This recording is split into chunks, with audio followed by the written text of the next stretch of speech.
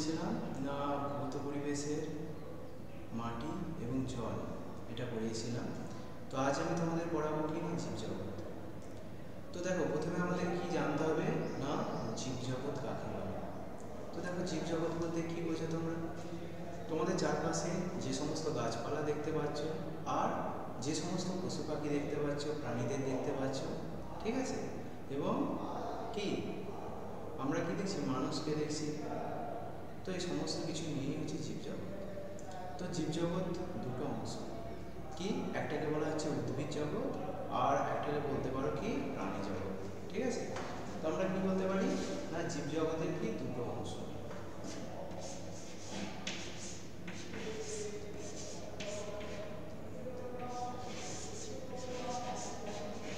কি একদিকে আছে উদ্ভিদ আর একদিকে আছে এই নিয়ে হচ্ছে কি আমাদের জীবজগৎ। তো উদ্ভিদের মধ্যে কি আছে? আরো ভাগ আছে, সপুষ্পক উদ্ভিদ আছে, অপুষ্পক উদ্ভিদ আছে, তাই তো? আবার প্রাণীদের মধ্যে ভাগ আছে, মানে শাকাশী প্রাণী, মাংসাশী প্রাণী। তো আমরা সামগ্রিকভাবে কি জানবো না উদ্ভিদ এবং প্রাণীদের যে সমস্ত পরিচয় এগুলো সেগুলো আমরা জানবো, এবং আমাদের পাশে যে সমস্ত প্রাণী দেখতে পাই সেই প্রাণীগুলো সম্বন্ধে আমরা জানবো। তো প্রথমে দেখো, এই প্রাণীদের সঙ্গে মানুষের সম্পর্ক কিভাবে তৈরি হলো, বা জীবজগতের সঙ্গে মানুষের সম্পর্ক কিভাবে তৈরি হলো। তো মানুষ কি করতো প্রাচীনকালে মানুষের রোগ জ্বালা হলে কি করতো? তখন তো এত ওষুধ থাকতো না। তারা কি করতো? বিভিন্ন গাছ তারা চিনে রাখতো এবং সেই গাছগুলো কি তারা বিভিন্ন রোগের ওষুধ হিসাবে তারা ব্যবহার করতো। ধীরে ধীরে কি করছে মানুষ? বিভিন্ন উদ্ভিদকে কি করছে? খেতে শিখেছে, উদ্ভিদের ফলমূলকে খেতে শিখেছে। তার জন্য কি হয়েছে? প্রতিটা গাছকে তার চিনে রাখার প্রয়োজন হয়েছে, ঠিক আছে? আমরা কোন উদ্ভিদটা খাবো বা উদ্ভিদের কোন অংশটা খাবো, তাই তো? সেগুলো আমরা জেনে রাখি, জ্ঞান লাভ করি ধীরে ধীরে। একটা শিশু কি করে থাকে? ছোটবেলা থেকে পরিবারের মধ্যে থাকে পরিবারের মধ্যে থেকে সে কি করে? বিভিন্ন কি জিনিসের ব্যবহার শেখে, তাই তো? তো আদিম মানুষও কি করেছিল? প্রকৃতিতে ছিল এবং প্রকৃতিতে থাকা বিভিন্ন উদ্ভিদগুলোকে, প্রাণীগুলোকে তার প্রয়োজনে কি করেছিল? ব্যবহার করেছিল। তোমরা পড়েছো কি না আদিম মানুষ কৃষিকাজ শিখেছিল নদীর তীরে, তাই তো? তারা কি করেছিল না কিছু শস্যের দানা কি করছে? পশুরা মজা করে খাচ্ছে। এটা দেখে সেই শস্যের দানাগুলোকে নিজেরা খেয়ে দেখেছিল খেতে ভালো। সেই শস্যের দানাগুলোকে কি করলো? নদীর তীরবর্তী ভিজে এবং উর্বর মাটিতে ছড়িয়ে দিয়ে তারা কৃষিকাজ শুরু করেছিল। একইভাবে কি করেছিল? তারা যখন কি করতো? শিকারে যেত, তাদের সঙ্গে কি করতো? বিভিন্ন প্রাণীরা কি করতো? সঙ্গে যেত, ঠিক আছে? তো এইভাবে কিছু কিছু প্রাণী প্রতিনিয়ত মানুষের সঙ্গে যাতায়াত শুরু করে, দিয়ে পোষ মেনে যায়। কখনো কখনো কি হতো না বড় পশুকে শিকার করার ফলে তার বাচ্চা পশু কি হয়ে যেত? রয়ে যেত। তারা তাকে সেটাকে মানতো না, তারা সঙ্গে করে বাড়িতে নিয়ে আসতো এবং কি করতো? ওই ছোট ছোট ছেলেগুলো ওই বাচ্চা পশুর সঙ্গে খেলতো। তা একসময় কি হতো? ওই বাচ্চা পশুটা বড় হলে তারা কি হয়ে যেত? পোষ মেনে যেত। এইভাবে মানুষ কি করতে শিখলো? বিভিন্ন ধরনের প্রাণীকে বা পশুকে পোষ মানাতে শিখলো, তাই তো? তো একইভাবে আমরা কি দেখবো?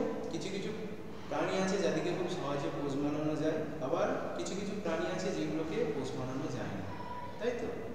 যেমন কি হাঁস, মুরগি, তোমরা এগুলোকে যদি দেখো, তো এই প্রাণীগুলোকে কি হয়? আমরা প্রতিদিন সকালবেলা ছেড়ে দিই, আবার সন্ধ্যে হলে এরা নিজেরাই ফিরে আসে। তো এইগুলোকে কি করা হয়? পোষ মানানো সোজা। কিন্তু অন্যান্য অনেক বন্য প্রাণী আছে যাদেরকে তুমি পোষ মানাতে পারবে না বা সহজে পোষ মানানো কি তাদেরকে যায় না। তো মানুষ কোন প্রাণীকে প্রথম পোষ মানিয়েছিল? ইতিহাস থেকে আমরা কি জানতে পারি? মানুষ প্রথম পোষ মানিয়েছিল কি? কুকুরকে। পরবর্তীকালে ভেড়া, ছাগল, গরু, অন্যান্য প্রাণীকেও মানুষ পোষ মানিয়েছিল। চাষবাসের জন্য মানুষ কি গরুকে পোষ মানালো, আবার মহিষকে পোষ মানালো। এক জায়গা থেকে অন্য জায়গায় দ্রুত যাতায়াতের জন্য তারা কি করেছিল? ঘোড়াকে পোষ মানিয়েছিল। তবে কোন পশুকে আমরা বলবো বন্য, আর কোন পশুকে আমরা বলবো কি গৃহপালিত? কোনগুলোকে আমরা সহজে পোষ মানাতে পারি?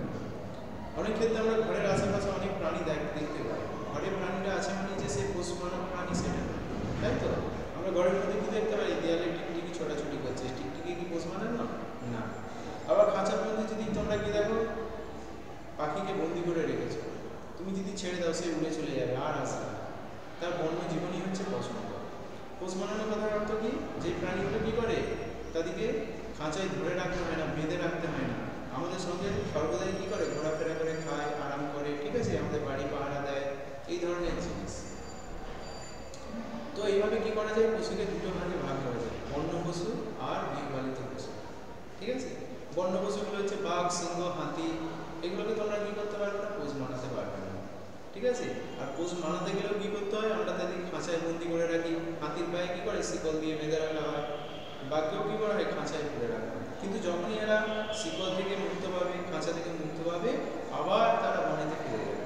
কিন্তু হাঁস, মুরগি, গরু, এদের ক্ষেত্রে কিন্তু এরকম হয় না, যে যার কি হয়, সন্ধ্যে হলে নিজের বাড়িতে ফিরে আসে। তো একইভাবে দেখো আমাদের কোথায় না, জলদাপাড়া জঙ্গলে এক বিশেষ ধরনের গরুর মতো দেখতে প্রাণী পাওয়া যায়, একে বলা হয় গৌড়। গৌড়কে কি বলা হয়, ভারতীয় বাইসন।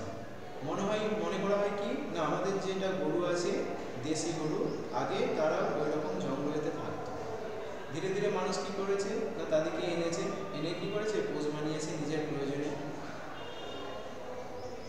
তো বন্য পশু ছাড়াও কি আছে, আমাদের আশেপাশে আরো কিছু পশু আছে যাদেরকে আমরা চিনব। তোমরা প্রত্যেকেই বাড়িতে কি দেখেছো, কোথাও যদি খাবার পড়ে থাকে কি হয় না, পিঁপড়ে কি হয়, লাইন দিয়ে আসে এবং সেই খাবারটা তুলে নিয়ে যেয়ে দেয়ালের ফাটলে কোনো গর্তেতে কি হয়, পৌঁছে দেয়। আবার তোমরা কি লক্ষ্য করেছো, টিকটিকিকে লক্ষ্য করেছো। কি লক্ষ্য করেছো না, ন্যাজ যদি কেটে যায় বা লেজ যদি কেটে যায়, তাহলে কি হয়, আবার আপনি কি হয়, তাদের লেজ বেরিয়ে আসে। এইভাবে আমরা কি করতে পারি, বেশ কিছু প্রাণীর বৈশিষ্ট্য আমরা মনে রাখতে পারি, যে সেই প্রাণীগুলোকে আমরা কি চিনে রাখতে পারি। একইভাবে আমরা কি করতে পারি, বিভিন্ন উদ্ভিদ, এই উদ্ভিদটিকেও আমরা চিনে রাখতে পারি, তাই তো। তোমাদের বাড়ির আশেপাশে অনেক জঙ্গল আছে, ঝোপঝাড় আছে। তাছাড়া আমরা কি করে থাকি, বিভিন্ন ধরনের ঋতুতে আমরা বিভিন্ন ধরনের ফুলের গাছ এনেও কি করি, বাড়িতে লাগাই। তো আমরা কি করতে পারি, আমাদের পারিপার্শ্বিক যে সমস্ত উদ্ভিদ আছে তাদের আমরা একটা তালিকা তৈরি করতে পারি, তাদের নাম লিখতে পারি, দিয়ে তাদের কি করতে পারি, পাতাকে তুলে নিয়ে আমরা যদি খাতার মধ্যে রেখে দিই, বেশ কিছুদিন কি হয়, সেটাকে চাপা দিয়ে তার উপরে ভারী ভারী বই রেখে দিলে তাহলে কি হবে, সেই পাতাটা সোজা হয়ে যাবে। দিয়ে আমরা একটা ডায়েরি তৈরি করতে পারি, সেই পাতাটা সেখানে রেখে দিয়ে সেই গাছের নাম আমরা লিখে রাখতে পারি। এইভাবে আমরা কি করতে পারি না, বিভিন্ন যে উদ্ভিদ, সেই উদ্ভিদের সঙ্গে পরিচয় করতে পারি। তোমরা অনেক উদ্ভিদের সঙ্গে তোমাদের বাড়িতে পরিচিত, যেমন কি আমাদের সর্দি কাশি হলে কি করা হয়, তুলসী গাছের পাতাকে কি করা হয়, তুলে সেটাকে কি করা হয়, ব্যবহার করা হয়। তুলসী গাছকে তোমরা সকলেই জানো, আম গাছকেও তোমরা সকলে জানো, বট গাছকেও তোমরা সকলে জানো, তাই তো। তো এইভাবে তোমরা তালিকা তৈরি করতে পারো। আর কি তালিকা তৈরি করতে পারো সেখানে না, উদ্ভিদের ভাগ করতে পারো। কি ভাগ করতে পারো, কোন উদ্ভিদের কাণ্ড আছে, সব উদ্ভিদের তো কাণ্ড থাকে না। তোমাদের বাড়ির আশেপাশে অনেক উদ্ভিদ আছে যাদের কি হয়, যারা লতিয়ে চলে, যেমন লাউ গাছ, কুমড়ো গাছ, তাই তো, ঝিঙে গাছ, এরা কি করে, সব লতিয়ে চলে। অর্থাৎ কোন গাছটা লতিয়ে চলে, সেটা কোন গাছের কাণ্ড আছে, ঠিক আছে, সেটা তোমরা লিখতে পারো। আর কি লিখতে পারো, কোন গাছটা মাঝারি আকৃতির, গুল্ম, অর্থাৎ খুব বড় নয় কিন্তু ঝোপঝাড়, সেগুলোকে গুল্ম বলে। এইভাবেও তোমরা কি করো, একটা তালিকা তৈরি করতে পারো।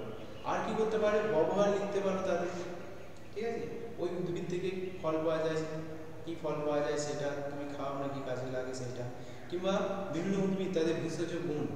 অনেকের বাড়িতে কি আছে, অ্যালোভেরা গাছ আছে, তাই তো, অ্যালোভেরা কি করো তোমরা, ব্যবহার করে থাকো বিভিন্ন কাজে। তাহলে এইভাবে বিভিন্ন উদ্ভিদ, তাদের ব্যবহার তোমরা লিখে রাখতে পারো বা চিনে রাখতে পারো। অনেক সময় দেখবে কি বাড়ির দেওয়ালে কি হয়েছে না, ফার্ন গাছ হয়েছে। ফার্ন গাছ মানে যাকে আমরা বাংলায় বলি ঢেঁকি শাক, এটা শাক হিসেবে খাওয়া হয়। যদি তুমি কি করো, পাতাটা উল্টাও, দেখবে পাতার নিচে অনেক খয়েরি খয়েরি বা কালো কালো ওষুদানার মতো অংশ রয়েছে, ওগুলোকে বলা হয় রেণু। এরা কি করে, এই রেণুর সাহায্যে কি করে, বংশ বিস্তার করে থাকে। তো আমরা কি করতে পারি, এইভাবে আমাদের চারপাশে কি করতে পারি, উদ্ভিদ, সেই উদ্ভিদদের সঙ্গে পরিচয় করতে পারি, খাতায় তাদের নাম নথিভুক্ত করতে পারি এবং কোন উদ্ভিদ কোন কাজে লাগে, তাদের কি ভেষজ গুণ আছে, তাদের কীরকম ফুল হয় বা ফল হয়, এগুলো আমরা লিখে রাখতে পারি। এগুলো কি হলো আমাদের বিভিন্ন উদ্ভিদদের কি পরিচয়। এরপর আমাদের ঘরের আশেপাশে কি ধরনের প্রাণী আছে, কোন ধরনের প্রাণী আছে, তোমরা তারও একটা কি করতে পারো, তালিকা তৈরি করতে পারো। ঠিক আছে, তো কি ধরনের তালিকা তোমরা তৈরি করবে?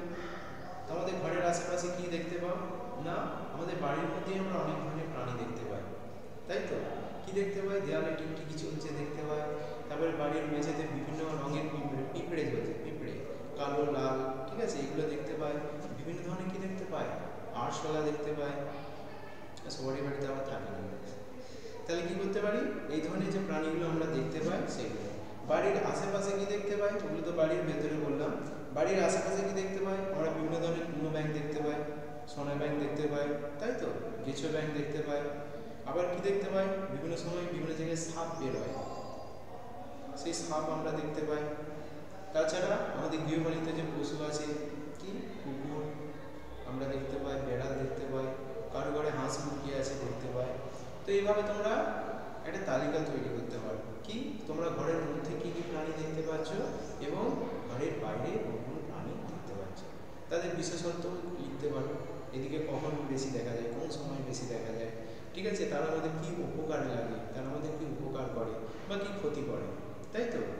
তো বাড়ির মধ্যে দেখতে পাবে, আবার বাড়ির বাইরেও দেখতে পাবে। এরপর দেখো মেরুদণ্ডী এবং অমেরুদণ্ডী।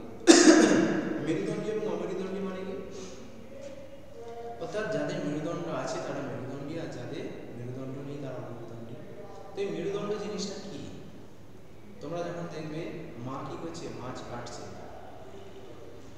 কিংবা তোমরা যখন কোনো বড় মাছ খাচ্ছ, তার মধ্যে দেখবে কি থাকে, মাছের একটা শিক থাকে, মোটা কাঁটা থাকে, ওইটাকে বলা হচ্ছে কিনা মেরুদণ্ড। কিন্তু যখন তোমরা গলদা চিংড়ি খাবে বা এমনি চিংড়ি মাছ খাবে, তখন কি দেখবে তার মধ্যে কোনো ওরকম শিলদাঁড়া নেই, ওরকম কোনো হাড় ভিতরে নেই, অর্থাৎ ওইটা হচ্ছে অমেরুদণ্ডী। বোঝা গেল? অর্থাৎ যাদের কি থাকে, যে সমস্ত মাছের ভিতরে ওই কাঁটা থাকে তাদেরকে বলা হয় মেরুদণ্ডী, এবং যাদের কি ওই কাঁটা থাকে না তাদের বলা হয় অমেরুদণ্ডী। তাছাড়া কি দেখা যায়, কিছু মাছের আঁশ থাকে আর কিছু মাছের আঁশ থাকে না, হয়তো যেমন কি শিঙি মাছ, ল্যাঠা মাছ, বোয়াল মাছ, ট্যাংরা মাছ, এদের কি থাকে, আঁশ থাকে না শরীরে। আবার ট্যাংরা মাছের কি হয়, পাখনা, যে পাখনাগুলো থাকে সেগুলো আবার কাঁটায় রূপান্তরিত হয়ে যায়, এর সাহায্যে কি করে, এ আত্মরক্ষা করে। শিঙি মাছেরও তাই, শিঙি মাছের যে কানের পাশে, যে কানকোর পাশে যে কি থাকে, তোমার পাখনাগুলো থাকে, সেগুলো কাঁটায় রূপান্তরিত হয় এবং সেগুলো আত্মরক্ষা সাহায্য করে। আবার কি আছে, কিছু কিছু মাছ শিকারি মাছ আছে, অর্থাৎ এরা অন্য মাছের দিকে কি করে, খেয়ে নেয়। যেমন কি বোয়াল মাছ আছে, শোল মাছ আছে, এরা হচ্ছে শিকারি মাছ, মানে এরা অন্য যে ছোট মাছ আছে তাদেরকে খেয়ে নেয়, তাই এদিকে কি বলা হয়, শিকারি মাছ বলা হয় থাকে। তাহলে এইভাবেও তোমরা কি করতে পারো, বাজার যেতে পারো, বাজার যেয়ে কি করতে পারো, সেখানে মাছের দোকানে যাবে, যে তোমরা বিভিন্ন ধরনের মাছকে তোমরা চিনতে পারবে। শুধু আঁশবিহীন এবং আঁশওয়ালা মাছই নয়, তোমরা দেখতে পাবে বিভিন্ন মাছের আঁশ বিভিন্ন, তাদের রঙও হচ্ছে বিভিন্ন। তোমরা কি করতে পারো, লিপিবদ্ধ করতে পারো, তাদের আঁশকে তোমরা কীরকম দেখছো সেটাকেও তোমরা কি করতে পারো, বিভিন্ন ছবির মাধ্যমে সেটাকে আঁকতে পারো। যদি আঁকতে না পারো, অন্তত কি করতে পারবে, তাদের নাম লিপিবদ্ধ করবে, যে কোন মাছটা তুমি দেখলে তার আঁশ আছে কি নেই, তাদের আঁশের রং কেমন বা আঁশের আকার কেমন, এগুলো তোমরা জানতে পারবে। আমরা গাছ কিভাবে চিনব, আমরা তো বললাম যে আঁশ দেখে কি করে যায়, মাছ চেনা যায়, তাই তো? তো আমরা গাছ কিভাবে চিনব না, আমরা গাছের পাতা দেখে আমরা গাছ চিনতে পারি, গাছের ফুল দেখে আমরা গাছ চিনতে পারি। আবার বট গাছে কি থাকে, ঝুড়ি থাকে, সহজেই তুমি বট গাছকে চিনতে পারবে অন্যান্য গাছের থেকে, তাই তো? আবার কি হয়, লতানো গাছ থেকে লাউ কুমড়ো, এদের কি থাকে, আকর্ষ থাকে। আকর্ষ মানে কি, এরা কোনো কাঠিকে ধরে বা অন্য কোনো গাছকে ধরে কি করে, এরা উপরের দিকে উঠে যায়। তাছাড়া ফুল দেখেও আমরা কি করতে পারি, বিভিন্ন উদ্ভিদকে চিনতে পারি। এভাবে কি করতে পারি, আমাদের পাশে যা কিছু গাছ আছে সেগুলো আমরা কি করতে পারি, সহজে চিনে নিতে পারি। এরপর দেখো, আমাদের আশেপাশে যে সমস্ত প্রাণীরা রয়েছে তারা আস্তে আস্তে বিলুপ্ত হয়ে যাচ্ছে। কেন বিলুপ্ত হয়ে যাচ্ছে, একসময় কি হতো, মাঠেতে প্রচুর পরিমাণে কাঁকড়া পাওয়া যেত, শামুক পাওয়া যেত, বুঝে গেল? তো এখন কি হচ্ছে, পুকুরে বিভিন্ন ধরনের কি হতো, মাছ পাওয়া যেত। তো ধীরে ধীরে কি হচ্ছে, এদের সংখ্যা কমে যাচ্ছে, গাছে পাখির সংখ্যা কমে যাচ্ছে, বনে পশুদের সংখ্যা কমে যাচ্ছে, তাই তো? কিন্তু কেন কমে যাচ্ছে? কারণ তার মূল কারণ হচ্ছে আমরা মানুষরা। তো আমরা কি করছি, ওদের যে জায়গাগুলোকে ধীরে ধীরে দখল করে নিচ্ছি। ওরা যেখানে থাকে, ওরা যেখানে চলাফেরা করে, ওরা যেখানে বাসা বাঁধে, সেই জায়গাগুলোকে আমরা কি করছি, ধীরে ধীরে দখল করে নিচ্ছি। তাই তারা বিলুপ্ত হয়ে যাচ্ছে। কৃষি জমিতে আগে কি করা হতো, গোবর সার দেওয়া হতো, পাতা পচা দেওয়া হতো, ঠিক আছে? তো সেগুলো কি হতো, প্রাণীদের কোনো ক্ষতি করতো না। এখন কি করা হয়, প্রচুর পরিমাণে রাসায়নিক সার দেওয়া হয়, কীটনাশক দেওয়া হয় ক্ষতিকারক, যার কারণে জমিতে থাকা বিভিন্ন কাঁকড়া, শামুক এগুলো কি হয়ে যাচ্ছে, নষ্ট হয়ে যাচ্ছে, মারা যাচ্ছে, এদিকে আর দেখতেই পাওয়া যাচ্ছে না, তাই তো? আবার ওই রাসায়নিক সার এবং ওষুধ যখন কি হয় না, জমিতে থেকে যখন আমাদের পুকুরে বা ডোবাতে যে মেশে, তখন সেখানকার জলটাও কি করে, আস্তে আস্তে দূষিত হয়ে যায়। এই কারণে কি হয়ে থাকে না, জলে যে সমস্ত আমাদের প্রাণীগুলো আছে সেগুলো ধীরে ধীরে বিলুপ্ত হয়ে যায়। তাছাড়া আমরা কি করছি, বনভূমি কেটে কৃষি জমি তৈরি করছি, ঘরবাড়ি তৈরি করছি। আমাদের ফলের গাছ খুব কম আছে, বন জঙ্গলে যে সমস্ত গাছ আছে সেগুলো আমরা কেটে ফেলছি, যার জন্য কি হচ্ছে, পাখিরা বাসা তৈরির জায়গা পাচ্ছে না, তাদের খাবারের জায়গা পাচ্ছে না, এবং পশুরা কি তাদের বাসস্থানের জন্য জঙ্গল পাচ্ছে না। এর জন্য কি হচ্ছে, আমাদের চারপাশে যে পশু পাখি আছে তারাও আস্তে আস্তে বিলুপ্ত হয়ে যাচ্ছে। তাহলে আমাদের কি করতে হবে, এই বিষয়ে সচেতন হতে হবে। পশু পাখিদের জন্য কি করতে পারি, পাখিদের জন্য আমরা কি করতে পারি, আমরা ঘরেতে বাসা তৈরি করতে পারি, গ্রীষ্মকালে সেখানে জল দিতে পারি, খাবার দিতে পারি, তাই তো? তাহলে কি করবে, তাদের সংখ্যা আস্তে আস্তে বাড়বে, খাবার তারা খুব সহজভাবে আস্তে আস্তে বাড়বে। তো এইভাবে আমরা কি করতে পারি, পশু পাখিদের সংখ্যা বাড়াতে পারি, ঘরেতে ফলের গাছ লাগাতে পারি, বাগানে কি করতে পারি, ফলের গাছ লাগাতে পারি, বহু সংখ্যক প্রাণী কি পাবে, তার থেকে খাবার পাবে।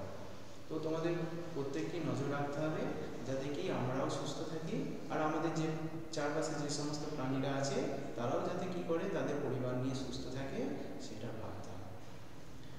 তো এতদূর পর্যন্ত আমি পড়ালাম, ঠিক আছে? পরের দিন আবার একটা নতুন অধ্যায়